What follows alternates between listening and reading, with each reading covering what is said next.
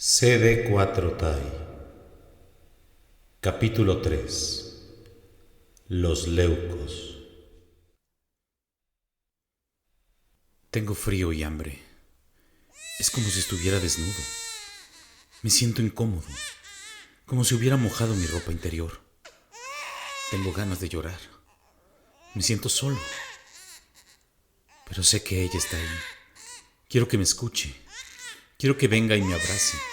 Que me haga sentir como antes. Quiero que regrese. Quiero estar con ella. Quiero a mi mamá. ¿Hay alguien ahí? Escucho algo. Una voz.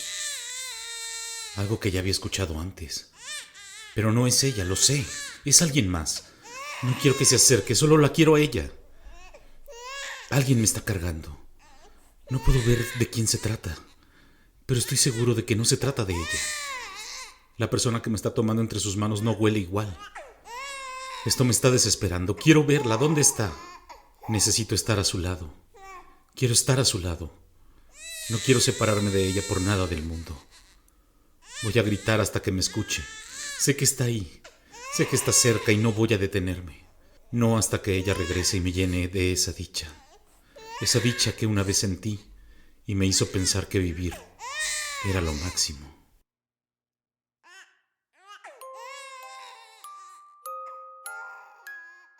Mi cuerpo está ardiendo. Me siento adolorido. Mis manos y mis piernas están adormecidas. Ojalá llegue pronto. Por alguna razón ya me siento mejor. El frío se ha ido. Y no solo por fuera, también adentro de mi cuerpo, en el fondo de mi corazón. Quiero dormir. Ya solo quiero descansar. Puedo ver algo. Mis ojos se están recuperando. Puedo ver a mi mamá. Esa mujer es mi mamá. Pero es como si estuviera llorando. Es como si me estuviera cargando entre sus brazos. Alguien me está besando la frente. Ese olor. Es mi papá. Papá, ¿acaso eres tú el que viene a recibirme? No. Es extraño. Es como si no pudiera moverme. Mis manos son pequeñas como las de un bebé. Tengo sueño. Quiero dormir. Solo quiero cerrar mis ojos y olvidar esto que estoy sintiendo. Ya había vivido esto antes. Parece que fue la primera vez en mi vida en la que sentí miedo. Un miedo intenso e interminable, capaz de destruir toda esperanza. En esos momentos deseaba oír la voz de mi madre. Quería estar con ella y que no se fuera nunca. Creo que eso fue lo que me hizo sentir que todo iba a estar bien. Pero siento que había alguien más. Alguien estaba al lado de mi madre. No solo era una persona, había muchas personas con ella, más de las que puedo distinguir. Todos estaban preocupados por mí. Pude sentir a mi padre, a mi abuelo y otras personas que no conozco. Ya había sentido esto antes cuando era niño, cuando mi padre y mi abuelo vivían. Yo dormía con mi madre y ellos estaban en la habitación con ella.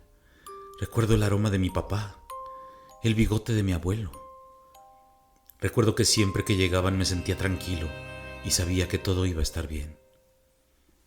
Lo que observas es una etapa de tu existencia. Parece ser que lo que quiere la quimiotaxis es que tratemos de ver los mismos momentos. Lo que pasó en aquella época en homeostasis es digno de remembranza. Después de la gran creación, los diferentes sistemas que existían se mantuvieron comunicados mediante la corriente del flujo central y comenzaron a interactuar con la quimiotaxis. Y como lo hizo con cada uno de los tres grandes cosmos, conminó a todas y cada una de las células que conformaban el estroma a buscar su propio propósito. Una tarea que tendrían que realizar para el beneficio de todo el universo y que determinaría el uso que le darían a la energía que generarían. Los sistemas se multiplicaron y conformaron una estructura que logró establecer medios de comunicación que recorrían millones de micras de distancia en escasos nanociclos. El estroma comenzó a cambiar de manera constante y la energía comenzó a percibirse en todas direcciones. Parecía como si la quimiotaxis buscara algo. La manifestación de cooperación mutua de todas las clonas celulares era guiada hacia la evolución de manera constante a través de los ciclos, como si estuvieran seguras de que la alcanzarían. Era, por así decirlo, un propósito común, que todas y cada una de las células compartían. Ese fue el primer sentimiento que Olvera pudo contemplar, un universo con un horizonte cambiante ante sus ojos, ataviado con la duda de si alcanzaría a contemplar el mañana, y que tenía fe en que lo lograría. Hubo un sistema, el cual dio origen a clonas que portaban en su interior una gran parte de la esencia del cosmos primordial, Meso. Esto las hizo conscientes de su propia interfase y les permitió aprender a controlar el ambiente que las rodeaba. Las clonas comenzaron a recorrer la corriente del flujo central, logrando trasladarse a otras regiones donde crecían otros sistemas, y comenzaron a poblarlos. Cooperaban con ellos y promovían que el sistema al que llegaban se desarrollara. Ese sistema de células que decidió expandirse por la totalidad del universo ayudó a sembrar la vida en todas las regiones, conformando así la gran creación de homeostasis, nuestro hogar. Estas células fueron las que más llamaron la atención de Olvera. En su interior manifestaban sentimientos como la amabilidad, la lealtad y la justicia. Su cuerpo era diferente. Ellos podían cambiar la forma de su membrana, adaptándola al ambiente y a las fuerzas y energías que el flujo mismo ejercía sobre ellos, como la presión o la temperatura. Sus interfaces eran prolongadas mientras se mantuvieran en alguna región del estroma firme, pero se acortaban intensamente cuando viajaban en el flujo. Pero lo más interesante es que eran capaces de interactuar con otras clonas, como si fuesen completamente individuales pero combinados a dirigir sus esfuerzos de manera ordenada. Recubrían sus cuerpos con fragmentos de proteínas, las cuales los identificaban y los hacía parte de toda una organización. Era extraño. Era como si estuvieran siendo guiados por alguien más, como si se ordenaran siguiendo las instrucciones de algunos de ellos mismos. Olvera no supo en ese momento quién o qué era lo que los guiaba, pero sí logró darse cuenta del por qué lo hacían. La enorme cantidad de células que conformaban ese sistema comenzó a multiplicarse, haciendo clonas de ellas mismas y organizándolas en las diferentes regiones del universo con el propósito de prepararnos para la batalla. Una batalla que el universo entero estaba librando y cuyo origen se remonta a eras mucho más antiguas que el mismo tiempo. Ese sistema era nuestra defensa en contra de los invasores, seres que provenían de las afueras del borde exterior y que constantemente comenzaron a atacar a nuestro universo con el fin de provocar destrucción. Mi padre nunca se imaginó que algo así pudiese haber estado ocurriendo y que él nunca se hubiese dado cuenta. Incluso dudó del conocimiento que el mismo Héctor le había transmitido. Según el cosmos primordial, el universo existía con el fin de experimentar la quimiotaxis y guiar el camino de la evolución eternamente. Nunca le habló de lo que pasaba por fuera del borde exterior, ni mucho menos del conflicto que existía en contra de los invasores. Pero la incesante y destructiva ola de ataques que se manifestaban cada vez más frecuentemente le hizo pensar que el propósito de toda homeostasis era un derecho que tendría que ser reclamado, y que esta guerra era necesaria para que el mismo ego pudiera existir. Se dio cuenta de que a las afueras de este enorme y vasto universo existían seres que también buscaban reclamar ese mismo derecho y que no se detendrían ante nada. Las clonas de aquel sistema estaban destinadas a luchar por ego, definiendo con esto su gran propósito. La enorme marea de células que atacaba a todo invasor que intentaba penetrar a nuestro universo ideó una manera de comunicarse mediante una energía que los rodeaba y que los recubría con una estela de color blanco, haciéndolos dignos portadores de su nombre, los Leucos. Las batallas que comenzaron a librarse en todas las regiones del universo obligaron a los Leucos a especializarse, logrando así dar vida a dos grandes tipos de guerreros, los Fagos y los Linfos. Los Fagos eran Leucos realmente imponentes por su tamaño y su fuerza. Sus capacidades físicas determinaban la función que cada uno de ellos realizaba, y su propósito era el de velar por el cuidado y la protección de todo el universo. Eran capaces de analizar a detalle la estructura que conformaba el cuerpo de los invasores, identificando en ellos las porciones que los hacían peligrosos. Estas porciones eran conocidas como antígenos. Una vez que un fago estaba en contacto con un antígeno, lo interiorizaba en su propio cuerpo para analizarlo, logrando entender a detalle las estrategias de ataque de sus oponentes para poder contraatacarles. Cuando golpeaban a sus oponentes, utilizaban el ambiente a su favor. Concentraban en sus puños la energía que era contenida en las explosiones atómicas que desencadenaban al golpear, estallando al contacto con sus oponentes. llamaban a estos ataques explosiones respiratorias. Eran células capaces de sacrificar sus propias vidas, ya que sabían que, al final, otros como ellos lograrían alcanzar la victoria en contra de todos los invasores. Por otro lado, los linfos eran leucos que compartían casi todas las habilidades físicas de los fagos, pero su conexión con homeostasis era diferente. Eran capaces de controlar la energía que provenía del flujo, alterando el ambiente para lograr desestabilizar a los invasores. Además, curaban a los guerreros que eran heridos durante las batallas. Esto lo hacían mediante una serie de proteínas que dispersaban en el ambiente, a las que llamaban citocinas. Estas proteínas eran las responsables de la enorme nube de energía que recubría a todos los leucos cuando entraban en batalla. Era como si los protegieran con ellas, como si los guiaran y cuidaran desde la retaguardia, permitiéndoles desencadenar los ataques más descomunales sin reparo. Las batallas usualmente destruían gran parte del estroma donde se llevaban a cabo, pero las citocinas que emanaban de los linfos permitían que el estroma pudiera regenerarse, logrando que la vida floreciera nuevamente al término de la destrucción. Algunos de ellos lograban transformar sus propios cuerpos al estar en contacto con los antígenos de los invasores. Eran capaces de evolucionar a un estado plasmático, dotándolos de la capacidad de desafiar la tensión que los mantenía unidos al estroma, levitando sobre sus oponentes. Cuando alcanzaban este estado, su actividad ofensiva se potencializaba, su fuerza y velocidad aumentaban y comenzaban a atacar a distancia, lanzando unas proteínas llamadas globulines que identificaban los antígenos de los invasores y jugaban un papel determinante para su detección. El propósito de los linfos no solo era velar por la seguridad y el cuidado del universo, era resguardar el balance de homeostasis y garantizar su continuidad. Los leucos representaban la voz de todos los tipos de estroma que existían en las diferentes regiones de homeostasis, manifestando el deseo de todas las células para poder preservar la vida de nuestro universo. A pesar de que sabían que el flujo los reclamaría tarde o temprano, no cuestionaban su propósito, ya que sabían que los demás tampoco lo hacían. Las batallas continuaron durante miles de ciclos, y en todas ellas, la increíble e inigualable fuerza que era demostrada por los leucos terminaba por destruir la terrible intención de los invasores. Olvera se dio cuenta de que, a pesar de que los leucos eran guerreros que no cuestionaban su propio propósito, eran constantemente asaltados por la incertidumbre. Algunos de ellos, de manera fugaz, también fueron capaces de experimentar dentro de sus cuerpos los sentimientos, tal como le había pasado con anterioridad al cosmos primordial, Ecto.